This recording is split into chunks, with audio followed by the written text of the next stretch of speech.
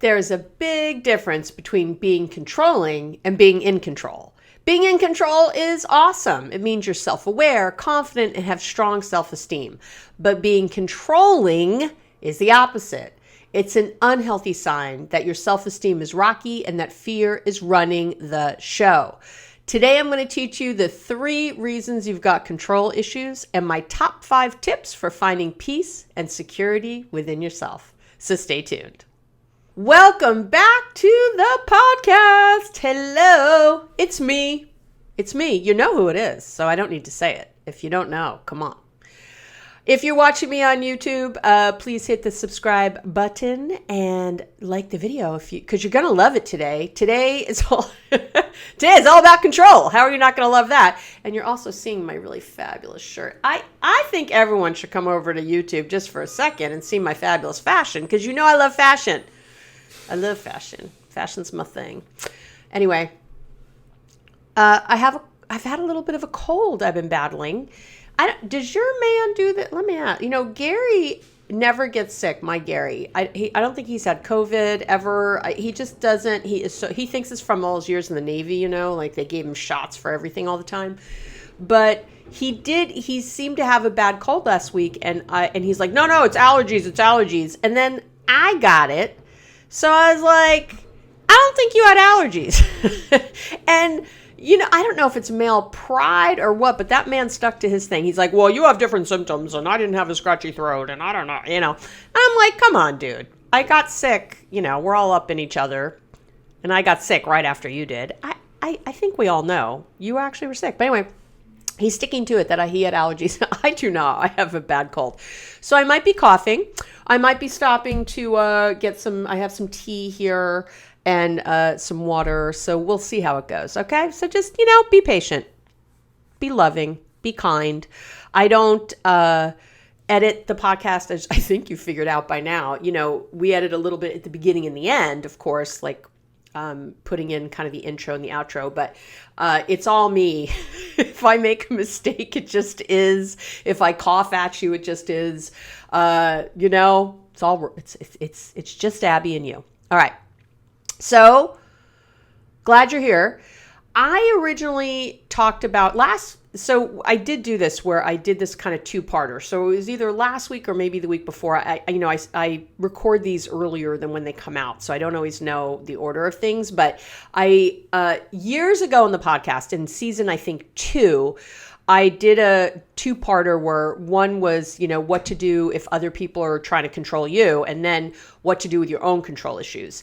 But I've gotten so many questions about this over the last year. And I always direct people when they ask, I'm like, oh yeah, I did that a couple years ago. But just like I did last week's or the week before's, about what to do when other people are controlling, I realized both just need an update. Let's have an update. So if you've listened to that one, the old ones, great. Some of it'll be the same. Some is different. I always add or subtract. I always do something else. But if not, it'll all be new to you. There you go. And you'll just love it right now. It's, control. I talk a lot about my own control issues. I think this is the thing I am still working on so hard all the time. Gary started calling me a control enthusiast many years ago instead of a control freak, which of course is very sweet and kind. And so I've been using that term. And I think of myself as like a recovering control enthusiast, recovering control freak. Let's just call it what it is. Now, here's the deal, though. Unlike, my heroin recovery, I always say people, hey, I'm in recovery, right, from my heroin addiction.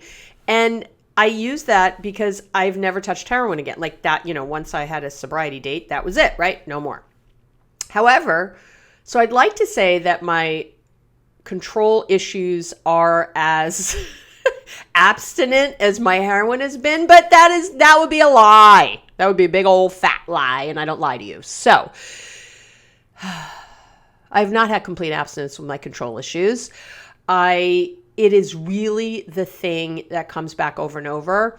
And I'm going to, go over why you're controlling today and what are the signs and what to do about it. As always, I always give you the what, but I just noticed, so my daughter, McCartney just turned 17. I know, I'm so sad. I can't believe my baby is 17. Anyway, and so we all went to dinner, but I had this cold, right? And I was sicker earlier in the week when it was her birthday.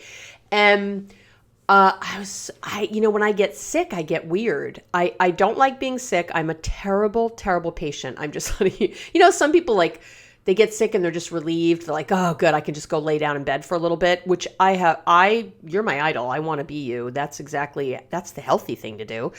Other people maybe lean into being sick a little too much, like maybe milk it for all it's worth. Teenagers for sure do. But I'm the opposite. I will fight it till the end. I'm not sick. I'm going to be healthy in an hour. That's my thing. So on her birthday, I didn't feel well. I didn't feel great, but I wanted to go, and I did a COVID test. I didn't have COVID, I wasn't, I had already been sick for days. I wasn't worried about infecting people. Don't come for me if you're worried, don't go out sick ever, but I definitely didn't feel good. I had a little bit of a headache, that kind of thing. And I noticed I was so controlling. My kids were saying stuff like, Mom, get off my back. I was inserting my opinion places it didn't need to be. I remember driving home and my son said something about, I need to go out later to Target. And I was like, why do you need to go? He goes, well, I don't want, Mother's Day is coming here. In the United States and other places. Mother's Day is coming up in a few weeks. And, he was like, I need to go get things for holidays that are coming. It's none of your business. And I was like, well, you don't have to do it today. It's not for weeks. I'm just like, shut up, Abby. Shut up, Mom. I was controlling.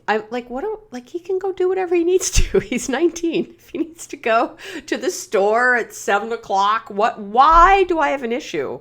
What is my problem? But that is how my control stuff comes up. I give my opinion a lot. It's so subtle, right? I'm trying to control that he goes to the store. I want to know why he wants to go. Is it a good enough reason? It's like, what the F, Abby? Jesus Christ. So there you go. It comes up all the time.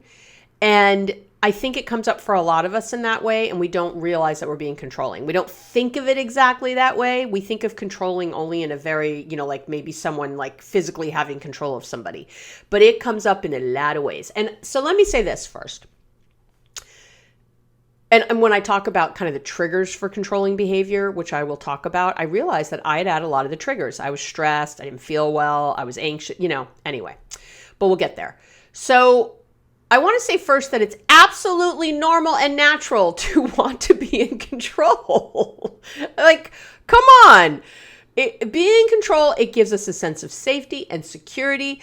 We are hardwired to want that. It is in your DNA to be in control. If you were out of control, a million years ago, guess what? You were probably going to die. Or 100,000 years ago, or friggin' 100 years ago. Bad things were going to happen. You didn't have food. You didn't have shelter. Something was going to kill you. It's not good. It's not good. No part of us thinks, being out of control, who cares? So I want to say that first to maybe have, a little bit of kindness with yourself. I want to say that first. Okay.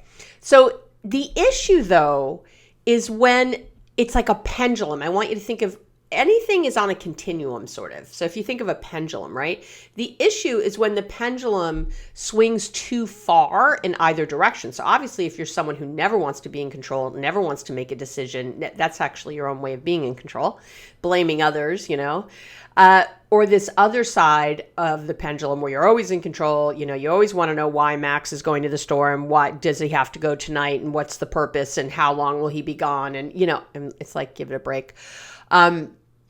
Right? Either way, it's unhealthy.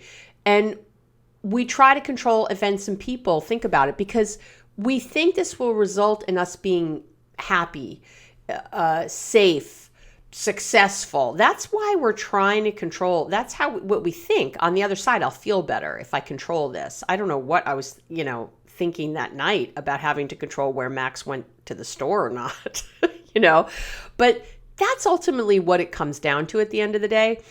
But when that control pendulum swings too far, we actually end up, of course, straining our relationships because people become annoyed with us. They're resistant to our bossy, judgmental, critical, rigid, controlling behavior. Like my son was that night. And he was actually very kind about it, but he was like, Mom, what the, get off my back. He finally said that. He's like, get off my neck. That's what they say now. That's what those crazy kids are saying now. Get off my neck. I'm not sure why it became back to neck, but maybe someone can tell me. So the reality is we really can't control the majority, of people and events in our lives. I know you think you can, but you can't. And the more you try, here's what's vicious about it. Here's this cycle, this circle. The more you try to control, right, other people or whatever, let's say other people, the more arguments, the more anger, hurt feelings, conflict, resentment, and the more emotional distance we create, the more we try to control. And when all those things come at us, we feel even more out of control. So as people are resisting and pulling away and angry at us, then we're like grasping for more control, right? Because we've lost even more, which results in us trying to control even more. And those issues are now more pronounced. You can see it, right? And now they're more distant and more frustrated. And then we end up feeling isolated, frustrated, anxious, just full of fear-based emotions, right? Can you see? It's such a vicious cycle. And it's such a futile cycle. It's such a frustrating, exhausting, draining cycle. When we're controlling, every relationship you're in suffers. We're difficult to be around. We're bossy. We're critical. We're judgmental, right? And then you end up with arguments, like I said, emotional distance, hurt feelings. That's what's on the other side. So getting in charge of our control issues is really, really important. And mostly it's, we're not in control of ourselves. Like I wasn't in control of myself the other night when I was not mindful. I was not self-aware in that moment. I was not anything. And that means I was like lost in my day. I wasn't in my moments, really enjoying my daughter and my family all together at this lovely birthday dinner we all went to. I was distracted and in my head, I don't even know what all the things was happening in my head. Nobody wants to be in there. So let's talk about signs that you might have control issues, that you might be a control freak like me. What are the signs? So getting jealous easily or often. I'm not a jealous person, so I'll say this is not how my personal control shows up. And that's important to note on this list. You might only have a couple things, but those are your things, and that's where your stuff is. So jealousy is not my thing. You believe there's a right and a wrong way of everything you do, otherwise known as your way and the wrong way, right? That has historically was how my control stuff showed up. And I still struggle with that. I do think there's a right way to clean the kitchen counter. I do think there's a right way to load the dishwasher. I do think, and I'm not saying there isn't a most efficient way to maybe load the dishwasher, but when you get into that right and wrong is where things get really crazy. So if I was arguing with my children all the time that they're not loading the dishwasher correctly, at some point, it's like, I prefer it this way. It's a preference. It's a preference to save what you can say, but that's right, Abby. It's the most efficient. You're saving water and all. It doesn't fucking matter. It just doesn't. The dishwasher they're not as clean. I have to run it twice or whatever. I make my kids scrub out the dishes that weren't clean. That's the way they learn, by the way. There's a way of letting go. Or just, I do rearrange the dishes in the dishwasher a little bit after they've done it, but I'm really grateful. They have learned to rinse the dishes. They have learned to put them in the dishwasher. And mostly I'd give it a B- most of the time, right? And to me, I'm arranging them to make it an A because I like an A and this is what I want, but I'm not mad at them while I'm doing it, right? So that's the difference too. It doesn't mean I don't like things a certain way. It means I don't expect everyone else to do it the way I think is right. Okay. Another sign that you might be a control freak like me is you're a perfectionist. That is an issue for me. If I told you how much time I used to spend on these podcasts, I still spend a lot of time on the podcast, which I hope you can tell. I do research and I read and I write and I talk and I love you. And I stay to my mission, which is to give you great evidence-based actionable tools. And that's what I do. And I think my thing is that my thing in my head is, would someone pay money for this? That's what, just because it's free, right? You're listening. You don't have to pay anything to listen. I don't even make you listen to ads, right? It's like, it's free. But that doesn't mean that my standard is that it needs to be something you pay money for. But what's different is I no longer have a standard that has to be perfect. I will often, stop writing and something, and then, because I have an allotted amount of time that I write, and I've had to do that and that I research, and I'll find something later. I'm like, oh, I should add that. And I just don't. It kills me too. Don't get me wrong. I will just stop myself. I'm like, it is really good how it is. It might not be perfect. It might not have every single bit of information that's ever been given on the topic, but it's really, really good. And it satisfied that criteria that I would pay money for that. I'm not saying I'd pay $100 for this podcast, but I'd pay $5. I'd pay $8, I'd pay $7, I'd pay $10, I would, for this information and these actionable tools, right? So that's how it's finding a place where things don't have to be perfect and creating a boundary for myself. Like, nope, you already did your time of research. You already did your time. Like, that's it. This is what it's going to be. If you want to do an updated version later, you can, like I'm doing today, but you can't just keep adding to this. Or trust me, there would be no podcast, because I would still be working on episode 1. Okay. Not 239 or whatever the hell number this is. So being a perfectionist, good sign that you're a control freak like me. You get highly stressed when things don't go your way. Control freak. You're critical of other people's ideas. Or my thing, I don't know that I'm always critical of other ideas anymore. I used to be. But I voice my opinion without being asked a lot when I'm in control mode. Otherwise, I'm pretty good. But I do. That's why I love the podcast, right? I get to just give my opinion and be controlling, and I get praised for it. Oh, I know, brilliant. But yeah, if you give unsolicited advice, even if you know what's best for others, that's controlling. I know your dad has diabetes and you're giving him the helpful hints of how he should eat and what he should do, and you should exercise and not have that, and you need to go to the doctor more often. Oh yeah, well, oh my gosh, I have to do this. It's my dad's life. Guess what? It's your dad's life. Unless your dad is clinically insane and you need to make all his decisions for him because he's in some home somewhere and cannot make a decision, he gets to live his life as he wants. You can ask, hey, or you can say how worried you are about his physical health, but you can't, just say all the things he should do. By the way, he's not going to do them, number one, so it's completely unhelpful. And you're just driving yourself crazy and him, and you're deteriorating your relationship. This, of course, happened a lot with I've talked about it a lot in the podcast, when my son Max was doing very poorly in high school and wanted to drop out and get his GED. And, I had a boundary ultimately that he could not drop out or he could not get his GED. I was like, you have to finish high school. But I gave a lot of room in there for getting him through. I let go of a lot of stuff that I had about what that all meant. So, with a teenager at some point, you can't just go, yeah, do whatever you want. Good luck, But I had to let go of my Ivy League dreams and a lot of my things about what's the right thing for him. And he's going to regret this later. And I'll tell you, he tells me now he does regret the decisions he made in high school. But I have to tell you, he's a great young man. He's now doing really well in college. He's at community college, but he's doing really well. This was supposed to be his path. And I'll get to this in the tips later, but you can't decide what someone else's path is. Again, you can open doors, you can,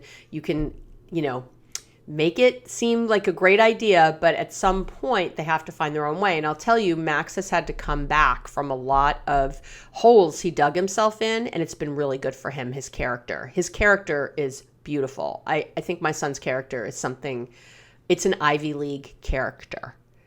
So And that's probably what I'm the most proud of. So do you know what I mean? Like, but that all happened because of this root. And so I don't get to say, what would have been the thing. All I know is this is how it is now. So, but it gets hard, right? The line is really hard. You might be control freak if you often get involved in other people's issues or business. So, if your sister and your mom are fighting and you need to hear all about it and you need to offer your advice and you need to try to help and you want to try to fix it, that was me. That's me. This is just an Abby podcast. I'm controlling. You join the club. You and me can be in a club together. If you tend to be possessive in relationships, this is not me at all. I'm not jealous. I'm not possessive, but some people really are, and that's a control thing. If you threaten, coworkers, your kids, your partner in any way, and the threat is, things like if you give people the silent treatment when they don't act the way you want, when you withhold love or affection or time or something because, any of that passive aggressive bullshit, that is control stuff. That's your control stuff. Yeah, I know. Hi, hello, welcome to Control World. If you think of yourself as highly persuasive, I'm highly persuasive because I'm controlling. I get it. I mean, I'm aware of it now, but yeah. If others have said that you dominate, take advantage, peer pressure them, maybe even they say you bully, you have control issues. If other people have said that you're overbearing or intimidating, even if you don't agree, even if you don't think you are, you have control issues. I know. If anyone listening has a substance abuse problem, disordered eating of some kind, excessive exercising, excessive cleaning, organizing, any of that are control issues. Drugs and alcohol, control issues. Oh yeah, trust me. My control stuff started long ago with my heroin. Yeah, with my drugs. So yeah, all of those are also symptoms. So, and really what's happening is you're having a very hard time respecting other people's boundaries, but you likely don't even realize it. I did not notice that for a long time. I just thought I was ever so helpful. It's not respecting, it's that bulldozer. I used to really bulldoze. I still bulldoze a little, right? Because, on here I'm like, do this, and I'm like screaming at you. But, but sometimes you think you're being helpful or saving time or whatever, being the most efficient. But what you're really doing is allowing your control issues to take center stage. That's what all that is. And I'm not saying you have to give it all up. I'm not saying, again, that you let your kids run riot. I'm saying be aware of it. Be self-aware and then be mindful of where it's needed and where it's not. That's the problem, again, when the pendulum swings too far the other way. I see parents, oh my God, the craziness about kids' food sometimes or things like that where, we had a thing when my kids were little that we didn't have any sugar. There was no reason for my little tiny children to have sugar, for the babies or little kids to have sugar. Even on the first birthday, didn't need sugar. Like, why do you need this? But when they started going to daycare, which was early, granted, when they started going to daycare and there were birthday parties and things like that, that's when we were like, sure, they can have sugar.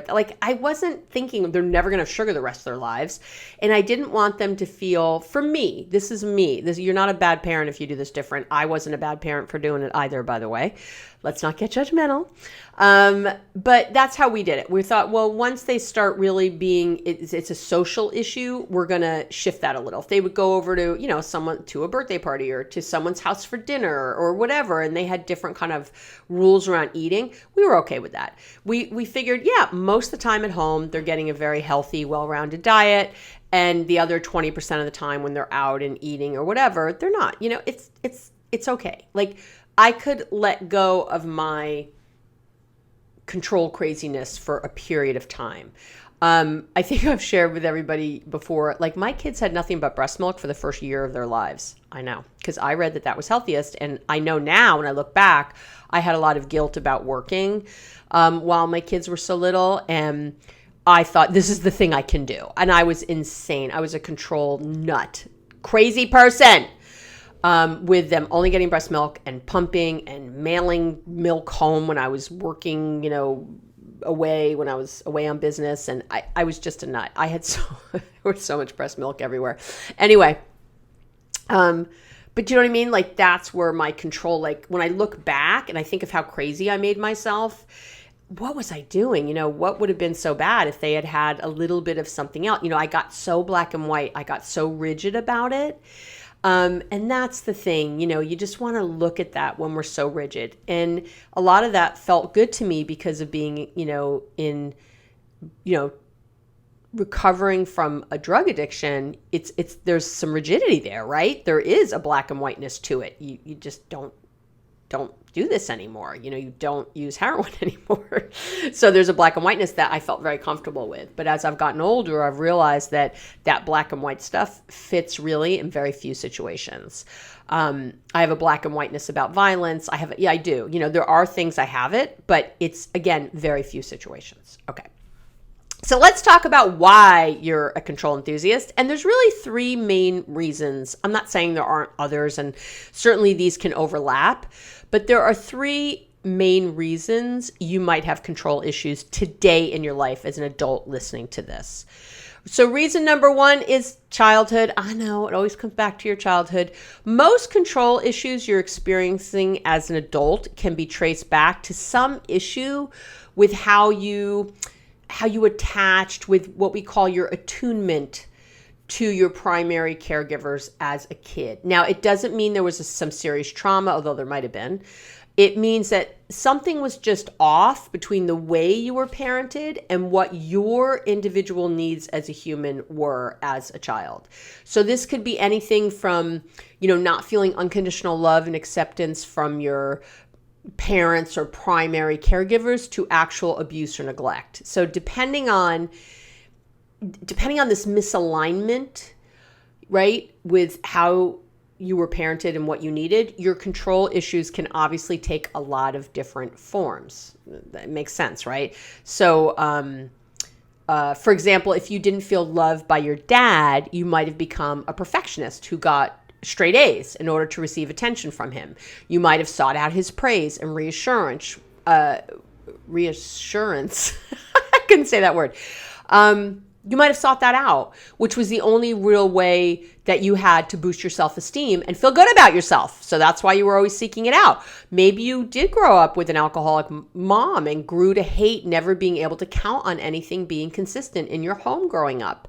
As an adult, you crave order and only feel calm when things are happening in a certain way. When you're in control, you know what to expect. So think this means that there'll be no surprises which can come your way. And then that makes you feel safe. Understandable, right? Maybe you even had a coach. This can happen if you start sports young. Maybe you had a caregiver or maybe a coach who was so controlling that you're craving control in your current life because of all the control that was taken away when you were young. Maybe you were the victim of sexual, physical, or emotional abuse, and you don't want to let anyone see kind of cracks in your current armor for fear they'll take advantage. Maybe you felt neglected in some way by one of your parents or both of them or your guardians. And so you've had to control your environment from an early age because there was all this neglect. And just to survive and get by, you had to control things. So you became used to relying only on yourself because you didn't feel like you could rely on those who were supposed to be, taking care of you, who were supposed to be being in the driver's seat. And the pattern of thoughts and behavior that gets set from all these things is very hard to break. And that would lead into reason number two, because some of the things I just said are traumatic or would be trauma. Reason number two is trauma. So that's really the second reason you might be experiencing control issues now. It could be, it's some past or ongoing trauma. So you could have had a great, secure, attached relationship with your parents, but I have a client who was gang raped in college as a freshman, and she had really a very strong, good upbringing. And her control stuff came out like crazy. Like she started to develop all these control issues after that. Understandable, right? Or maybe you're being controlled by someone else now. So feel the need to exert control wherever you can when you're out of that like person's sphere. So that could be a really controlling boss you have right now, or a spouse or partner who's domineering or jealous. You might have a manipulative or overprotective parent who still runs parts of your life. So again, you look for ways to regain control in other areas because they have control in these in other areas, right? And then the third reason, and again, all these can overlap or be just one of them or whatever. The third reason is a mental health diagnosis. That's could be the third reason you're struggling with your inner control freak. It's related to a mental health diagnosis. So, mood disorder like anxiety is obvious. You could have a real, we use that word anxious a lot, but you can have an actual diagnosis of anxiety. Or personality disorders, borderline personality disorder, narcissistic personality disorder. Any of those will also show very, very controlling issues come up, right? So, okay. So there's all your signs. There's all the reasons why. Now, before we get to the tips, I want to talk about 2 ways to look at control. I'm going to have a sip first of my water. Okay. So 2 new ways to look at control. Let's talk about it. So the first new way, the first viewpoint, paradigm, worldview, is looking at your control as it's realizing it's a defense mechanism. I guess that's what I'm trying to say, not a personality trait. You can absolutely change this state of being. Okay, it's a state of being. Right now, it's a habitual way of being, but like all habits, you can change it. You can absolutely change this way of being. Your controlling behavior, since it's a defense mechanism, the big question I want you to ask yourself is, what am I defending? What am I so afraid of that I feel a need to cover it up in this way? What would, why is it so scary for the dishes to not, to be in a different way in the dishwasher? Because other people do it that way. Your partner might have no trouble that might be the person who's pissing you off in the dishes, right? They might put the tines of the forks down instead of up in the dishwasher. I think they should be up. Gary thinks they should be down, right? But he lives with it. Like what? It doesn't have to be this way. What would happen if the dishwasher had to be run twice? What would happen? Then I'd have to do them again. And then I would throw off my day. And what? Like really? Like your whole day is going to be ruined because you have to put the dishwasher up? Are you down to the wire in such a way? The second new way of looking at your control issues is to see control like a drug. And this is how I kind of do it. And I know because I'm a recovering addict, a lot of things feel like addiction to me, but I see it as a craving to micromanage or control the actions or behaviors of other people. It's micromanaging or trying to control your kids, your partner, your coworkers, keeping any kinds of rigid rules or routines. That's all something to look at. It's just like it's a problem if you're craving drugs. It's a problem if you're craving control. And just like with drugs, there are often triggers for controlling behavior. Okay. And that's the thing I really want you to look at. What are your triggers? So I mentioned this whole thing with the birthday party the other night with my daughter and some of the triggers. So I'm feeling stressed because I had a lot going on the week of her birthday, and I was sick, and I'm leaving on a trip on Sunday. So I knew I have to get podcasts done and see clients and McCartney's birthday and make sure we decorate the house. And I always make her birthday cake. And, there was a lot going on that was sort of extra. So I would say that triggers for controlling behavior, stress is probably the number one trigger I see for me and for others. You start to get stressed, you have too much on your plate, or experience at least is too much. And then you get controlling as you attempt to keep everything in line, right? The second thing that comes up, second trigger is this perfectionism. So it's really related to stress, but it's this relentless need to have everything a certain way. There's something tied to things being a certain way, your self-esteem, your ego, and because that's the way it quote unquote should be, with little thought into why it needs to be this way. Why is it such a big deal that your partner left his razor on the counter and didn't put it in the cabinet? Like, wow, right? Things get really big. A third trigger for control behavior is being unsure. When things are in flux or changing, that's when control becomes big. This is why when there's a lot of change, it's really a bad idea to have a lot of change at once. Having a new baby and moving your home and starting a new job, you don't do all these things at the same time. I can't tell you how many clients I have who do. It makes me a little crazy. It's such a bad idea. I know it seems like the right time to get a puppy when you have a baby too. Well, I'm going to be home anyway. Let's also get a puppy and they can grow up together and it'll be so beautiful. That's your friggin' perfectionism coming through. It's insane to add to the difficulties of having a new child in the house, adding a puppy. You've got to be kidding me. You're smoking the crack. You need to step back from the pipe. Okay? I know. Right now, there's someone listening going, holy shit, I just had a baby and I got a puppy. I know. I love you, but you're being nuts. Just saying. I know. And right now you're fighting me. You're like, no, Nabby, no, it's a great idea. If you're doing that, you're controlling and crazy. I know. I've got you coming and going. You're like, damn, Abby. All right. But I love you. And that's why I'm telling you some hard truths. I'm not saying get rid of the puppy now that you've already gotten it. I'm saying get some help now for the puppy since you've already gotten it. When things are unpredictable, it feels scary. When things are in flux, there's that fear again. And controlling folks want to get things back in line before it all goes haywire. Yeah.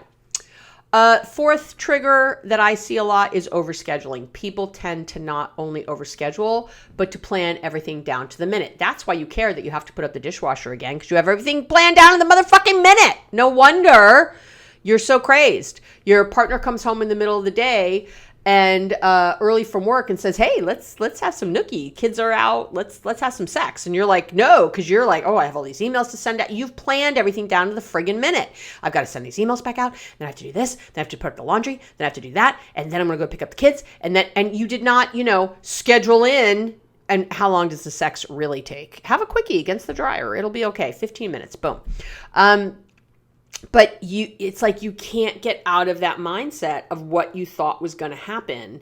And so you've overscheduled to such a degree that you become a control nut, crazy person, enthusiast. You should be expecting delays and schedule in cushions. Yes, you should be expecting different, because don't they always happen? Delays happen. The traffic gets weird. Somebody stops you and you have a quick conversation. Your partner comes home and wants some sex. Things are going to happen. So schedule a little cushion. God forbid you were sitting for a few minutes every day. It would be okay. People who sleep until the last second and then feeling rushed out the door in the morning. First of all, it's no way to start your day. I've talked about this 10 times, but it's such a bad way to think then you're not going to be controlling and yelling at your kids. Get out the door, get your clothes on, let's go. I mean, that's controlling. It is. Scheduling 10 things after your kids get out of school. Too much. Stop. Because again, you got to get controlling to make everything happen in that time frame. I can hear myself talking in this rapid way and having a hard time catching my friggin' breath. And I'm going to take another sip of water. Okay. Yeah. Another trigger for controlling behavior is impatience. Many of us get very caught up in our impatience. If you've ever watched your little kid, try to zipper their jacket for the first time, when you're trying to get them out of the house, you know what I'm talking about. I would have to call school all the time. We're going to be late for school because McCartney has to zip her own jacket. Yeah. Okay. When that frustration bubbles up and things aren't going exactly as planned, we get upset. And there goes that controlling behavior again. It's going to be there.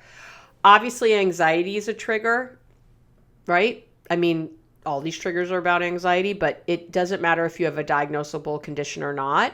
Control is all about some fear-based anxiety. You worry about the future, stress about the past, apprehension about an upcoming meeting or obligation, your nervousness about your daughter making the basketball team, the jealousy you feel around your partner, agonizing about what school to choose for your son, all the feelings of uneasiness, discomfort, concern.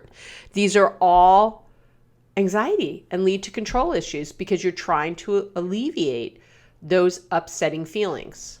I know. Here you go. I'm going to give you a change your life statement. Are you ready? I'm going to move my hair out. Okay, I'm going to really get ready. Love doesn't trigger control. Fear does. Let me say that again.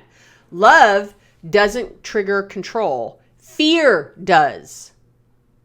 It's not loving when you're trying to get your kid out the door and you're forcing them not to zip their jacket. You know, that's not love. That's fear. That's fear. Love-based emotions, openness, intimacy, kindness, closeness, compassion, willingness, ease, connection. They all make us feel relaxed, peaceful, content, satisfied, happy. None of these trigger control. When you're feeling those things, you don't feel like controlling everything. I know, crazy, right? So how do you get away from that fear-based control world and get yourself over to the love-based world? So there are some tried and true methods to move you from control to that kind of calm, patient ninja.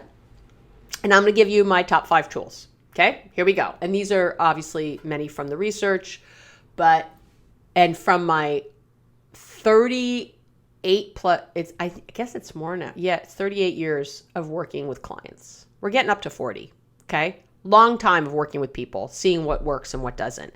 All walks of life, different countries, different states here in the United States, people with money, people without money, all kinds of different colors and religions and all kinds of things. Here's what we know. Okay, here's what I know works. Here are my top 5 tools. Tool number 1, and I'm going to give you a fabulous gift for this. How do you like that? I'm going to because I love you this much. Yes, I'm going to give you something so good for this one. You have to learn how to truly relax. I know you think you know, you don't. If you have to, relaxing isn't, oh yeah, I know how to relax. I sit at home and I have a margarita after work. You know, that's not, that's getting relaxed. But that's not really relaxing your nervous system. All that's doing is a temporary feeling better where you're ignoring your nervous system for a little bit. So, and I've always hated when people tell me just relax. Oh, I want to punch them in the face. There's no just about it. Just relax. Just I just want to hit you in the face. Okay. There's no just. Learning to relax is a skill, and like any other skill, you need to practice it to get good at it. But how the hell do you practice being relaxed? If I could do it, I wouldn't need to practice it. I know. Here's how you do it. And here's my gift. There is something called progressive muscle relaxation. They call it PMR. And it was PMR, progressive muscle relaxation. It was developed by Dr. Edmund Jacobson in the 30s, and Jacobson was trained at Harvard by William James, who we all call the father of modern psychology. Okay, and his premise was that mental calmness is a natural result of a physical relaxation, and we know he's right. We've had tons of research since the 30s. We know this is true. This is why I've talked about it so much on the podcast. Right, your sympathetic nervous system takes over. It's very hard to be relaxed from that. You can't even remember all the good tools Abby taught you when that is going on. So you have to engage your parasympathetic nervous system, which means you need to physically, actually relax, not just talk about being relaxed. And progressive muscle relaxation, or PMR, has been researched quite a bit and has been shown to be highly effective as a tool to lessen not just stress, but anxiety, depression, insomnia, and even chronic pain symptoms. I know, PMR is bad friggin' ass. So it's basically a deep relaxation technique which uses a very simple system of tensing or tightening one muscle group at a time as you progress from your head to your feet. It's that easy. You could just do it. But, and we also call these body scans, by the way. When I started learning about all this in the 80s, they were called body scans because you're like scanning down your body, right? You're starting at the top of your head usually and working to your feet, but you can go the other way too. You can start your feet and work up to your head. And so whether you call it progressive relaxation exercise or progressive muscle relaxation, it's all, or body scans, all the same thing. Okay. All the same thing. So when you're in a controlling state, right, you're anxious, and this is what's showing up in all that physical stiffness in your body. Your shoulders inching up to your ears, your jaw clenches, your tongue in the roof of your mouth, tightening your stomach muscles and breathing out of your chest. And sorry. See, I told you I might start coughing. We've been here a minute. Hold on. I'm going to my tea. So breathing out of your chest, this is all sympathetic nervous system stuff. And this is one of the reasons that people with anxiety end up with physical pain, right? Back pains, headaches, stomach and indigestion issues, right? And all that. I know. It's all connected. So these progressive muscle relaxation exercises or body scans are highly effective, again, from the research, tools to change your controlling ways. And I created using there's a specific protocol to them, and they take about 20 minutes from the time you start at one part, the top of your head or the bottom of your feet to the other end of your body, tensing, releasing, tensing, releasing. And I've created with my melodic voice, because you love my melodic voice, a progressive relaxation for 20 minutes. I think there's rain in the back, one of those. I did it a few years ago, but I still use it with all my clients. It's very effective. I use it myself. It's interesting. And you can there's been some research showing that if you record one yourself with your own voice, it's even better for you. I know. And I do listen to me and my voice. I don't find my voice particularly relaxing, but it is interesting to kind of talk to yourself. There's a whole psychology behind it, and the research does show that can be even better. So if you want to take it up a notch, make your own. Follow the protocol and make your own. So I did create one you can use. What I want you to do is try it for 7 days, 7 consecutive days. Again, it takes about 20 minutes. So you would set aside this time. You can do it right before you go to bed. You could do it in the middle of the day.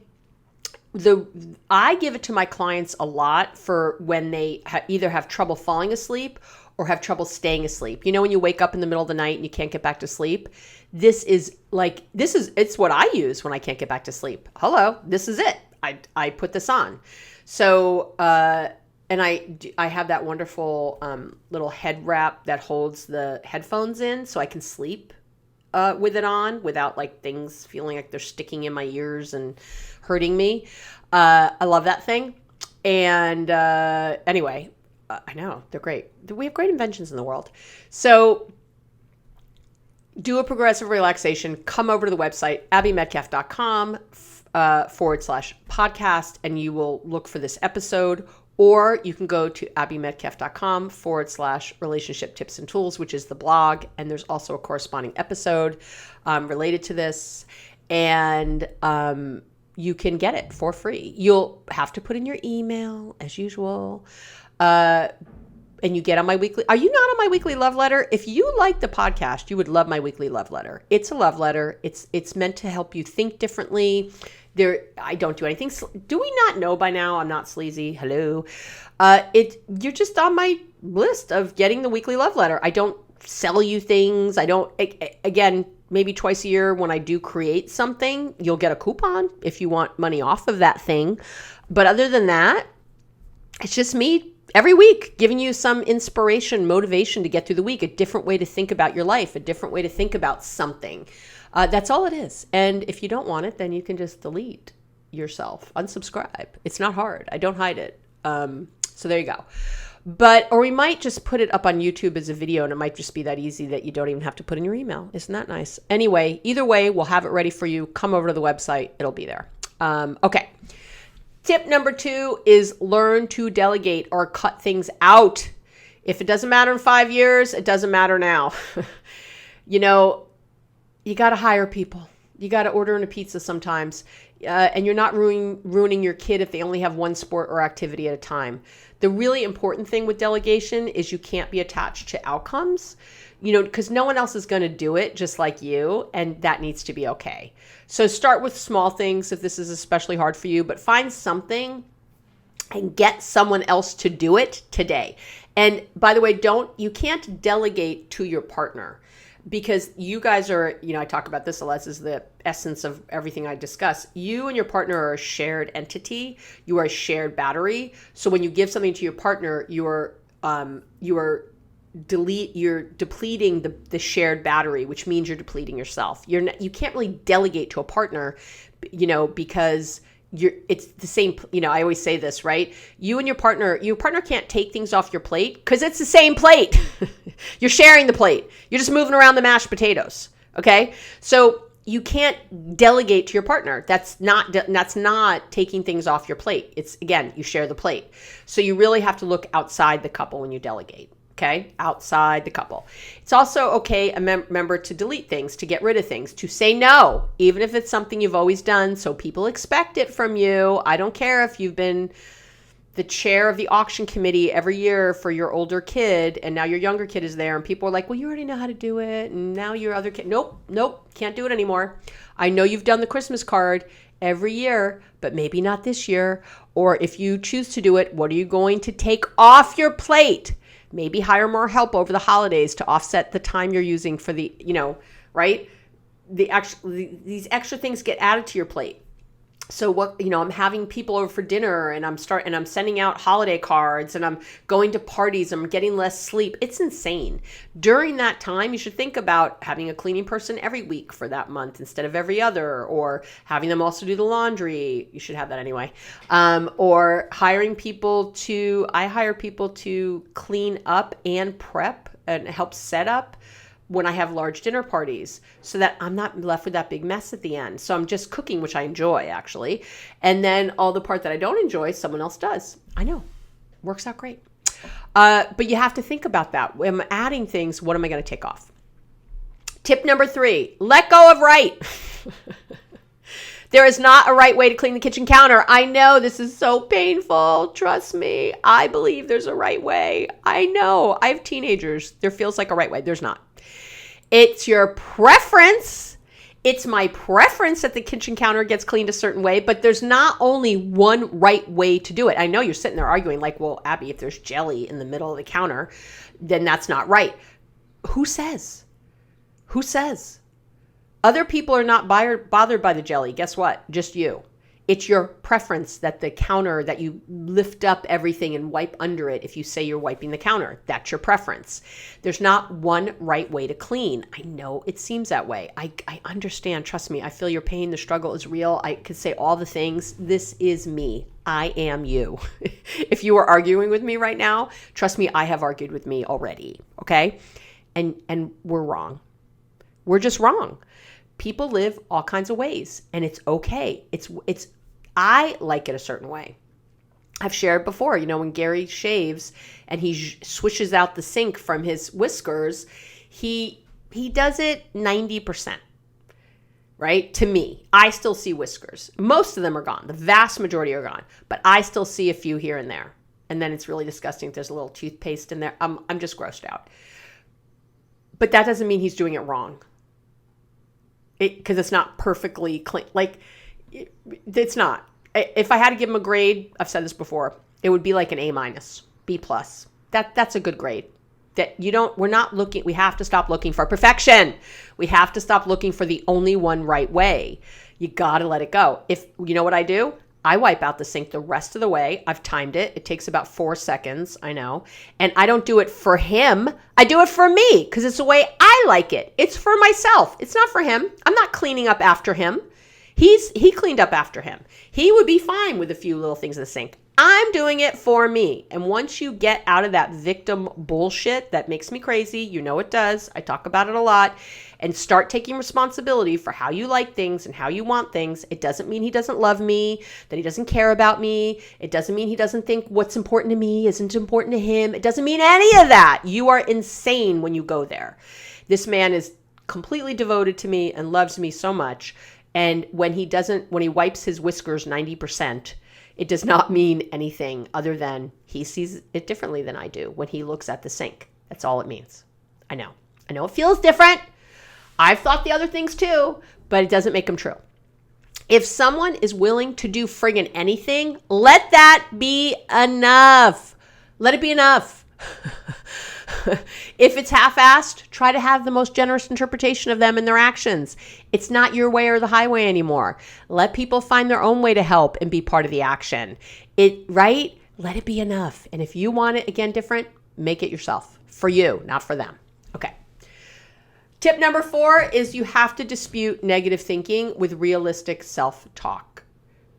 Okay? So when you think things like, I'll never love again if we break up, I'll never get over it if he ignores me again, we never make any changes that stick, we've been this way for too long, this is just how it's always going to be, that leads to anxiety and controlling behavior. Those kinds of catastrophizing thoughts, generalizing thoughts, negative thoughts, my head is very itchy today, sorry, lead to controlling behavior, right? That's because it's all fear-based. It's not real. This type of thinking comes from scarcity, right? It comes from fear, not love and abundance, scarcity and fear. If you're thinking in this way, then you're not staying in the relationship because you love your partner so much. You're staying because you're afraid of being alone, right? Or having his mother hate you, or the kids becoming addicts due to your divorce. Insert traumatic thing here or phobia here, right? You have to ask yourself, which I've said many times, what else could be true? If I was to calm together person, what would my reaction be? You need to figure that out. But you got to stop with all that other stuff, because that is leading to the controlling behavior, and that is creating a lot of issues for you. All right. Tip number 5 is you have to work on acceptance. This needs to be one of your top goals, things in life, things you're trying to achieve, is acceptance. And I will tell you that I've been talking about 12 steps a lot today, or my recovery anyway. A wonderful part of 12-step programs, such as, Alcoholics Anonymous or Narcotics Anonymous, is the inclusion of the first part of the Serenity Prayer by Reinhold, I think it's Niebuhr. It's like Neibuhr. I'm not sure. Can Germans help me? I think that's German. The Serenity Prayer is pretty famous. We only say the first part generally, not the second part, but we say, God grant me the serenity to accept the things I cannot change, courage to change the things I can, and the wisdom to know the difference. And I have to tell you, because what did I say earlier? Troubles with alcohol or drugs, they are control problems. And it is, you control the rest of my life, but I control how much I drink, like F you. It is in the end of the day, it's feeling out of control. It's not feeling enough control. It's all control stuff. So we use that prayer every single meeting you go to. You cannot go to a 12-step meeting and not hear the Serenity Prayer, that part of the Serenity Prayer, and that line from it. And it's brilliant and beautiful and says it all, right? Grant me the serenity. That's what you're praying for. If you don't believe in God, that's fine with me. I need to have the serenity to accept the things I cannot change, courage to change the things I can, and the wisdom to know the difference between the two. There you go. You don't have to pray to God if you don't want to. I'm a God gal, as you know, or source and the universe gal. But, or just take ownership yourself. I don't care. It still fits. We use the word surrender a lot in 12 steps in the rooms. And as much as I always hated that word, can you imagine me, control freak that I am, first getting clean and hearing I had to surrender? I'm like, F you, I'm not surrendering shit. Like, what are you talking about? It was the hardest thing because I didn't understand what it really meant. I always hated that word. And now I love it, because when I surrender, I'm fully realizing that something truly isn't in my control, and I'm relieved. When you get there, that's acceptance. You're like, oh, I don't even have to worry about that. Thank God. Oh my God, all these things just came off my plate. The dictionary says surrender is to cease resistance. I love that. I love to cease resistance, because that's all I'm doing is resisting when I'm trying to control. It's all resistance. It's it's a time that you realize that maybe what's going to happen is the right outcome, that maybe I don't know best, and that there are other lessons here I haven't learned yet. When you really let that go, you know that there's a Kierkegaard quote, life can only be understood backwards, but it must be lived forwards, right? You know, when we look back, if I look back at my addiction and all the rehabs I was in and how hard I tried to get clean, you know, they could all look like, at the time, they looked and felt like failures, and this is a terrible thing happening to me, and this is the worst that can be, and people aren't helping me or whatever. And of course, as I look back, I don't think I'd be sitting here talking to you right now if that had not been my path. I mean, I wouldn't have chosen the job. I wouldn't have ended up moving to California from New York, or having moved to Israel. I wouldn't, or Massachusetts or New Hampshire, all the places I've lived. I certainly wouldn't have married my kid's dad. I wouldn't have had my kids. I mean, I could go on and on. With none of that would be here without that. It's easy to, you know, as Steve Jobs said, like connect the dots looking back. It's easy. But in the moments, we think our control of these things is important. And I just shared the story of Max. Like, I was like, oh, you know, I just was crazy. I saw him living in a box under a bridge, homeless, with like 3 baby mamas and lots of kids. And it was bad. It was really bad. And I was like, oh, what am I going to do if I have grandkids? And how am I going to do? I mean, it's like, easy there, Abby. Take a chill, Abby. You know, but that's where I'm going. My fear is running rampant. And instead, I've got this great kid who's wonderful. We have a great relationship. He's doing well in school. I don't know what his next thing is going to be. I understand it's not a straight line. I don't think he's suddenly home free from here. He's going to have his next struggle and his next failures and his next trying to make it right. And I'm going to have my next battles with not trying to control and give advice and try to, right? All I can have is my boundaries in that. You know, here are things I will and won't financially pay for. Here are things I will always emotionally support you 100%. I'm not going to financially support things. And so you're going to have to make your decisions from there. And then I'm going to have to live with that if he has nowhere to live. I'm going to have to just keep talking to him and loving him and making choices. And I don't know what that's going to be, but I don't have to go there today, because today he's happy, healthy, going to school and doing great. So I'm just going to be in that moment in every moment, right? I can only control myself, not other people. I know. I hate this. There's nothing greater in my life that I've learned than this that I hate the most. It's this. You can't make anyone else choose the right thing.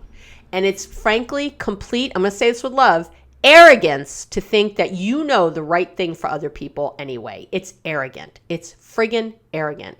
Stop giving advice, pushing your agenda, deciding what's right or wrong for everyone, and start accepting, listening, offering support, right? That's what you want to do. Again, this gets really hard as parents, because obviously I would not say to do this with a 5-year-old. And even within that, if your male child is choosing to dress in female clothes, you know, I'm that person that would say, go help him pick out some dresses to wear, or whatever, what are female clothes these days? Who even knows? But, you know, if he wants to wear dresses, okay, and you consider that female and he's male, you know, how would you support that? How could you let go of and practice unconditional acceptance, right? And that's really the thing, that we unconditionally accept where our kids, you know, who our kids are, who our friends are, who our partner is, who our parents are. We unconditionally accept them for who they are, right? Because unconditional love is relatively easy. It's the acceptance that's hard. And we don't feel loved unless we're accepted. That's the problem. So you can love your kid all you want, and if your boy wants to wear dresses and you tell him he can't, he's not going to feel loved by you. You can think, oh, I love you. But if you're not accepting who they are, they're not going to feel it. And you're going to have problems are going to happen. I'm not saying that you can't talk to him about it and ask and wonder with him, you know, hey, tell me more about dresses. Like how do you feel when you're wearing them? And just, you know, let me get to know you better. What does this mean to you? Or how is it? 5 years old, I don't know how much they're going to be able to tell you, but as they get older, and that's our job. And it's loving detachment. I talk a lot about it. I'll link in the show notes to my Loving Detachment podcast, episode, I mean. That's what's key, is practicing loving detachment. That is how you get better at being unconditional, at accepting and truly practicing acceptance in your life, because that's really, let's be real, what it's all about. Okay. That's it. Those are my 5 tips. Those are all the reasons you're controlling. We got to go. I feel like it was a therapy session with me today. And, it's interesting. I recently got asked on Instagram, someone DM'd me, and maybe I'll read the DM at some point because it was very sweet. She was listening in the car with her daughter in Germany, with her little daughter, Martha. And her daughter said, the podcast was on, and she was just kind of, I guess she likes her to learn English. And so they were listening, and the daughter said something like, well, I really, I kind of like her voice. She's easy to listen to. We love you, little Martha in Germany. And then the daughter said, she should do something with one of her children or her children about, all the stuff that she teaches about how to get along and how to, have a healthy relationship. And I was like, oh, and my son Max has been after me forever, who I always talk about. McCartney, no. That's why I don't talk as much about McCartney, because she's not as open to having her life be broadcast. So I'm respectful of that as much as I can be.